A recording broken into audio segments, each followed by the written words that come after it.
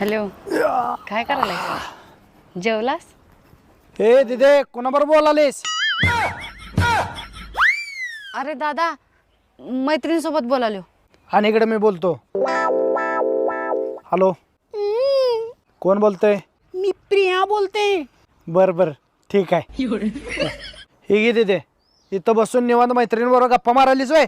जा आता, आई एकटीच काम करायली, आईची मदत करू लाग जा. ठीक आहे दादा.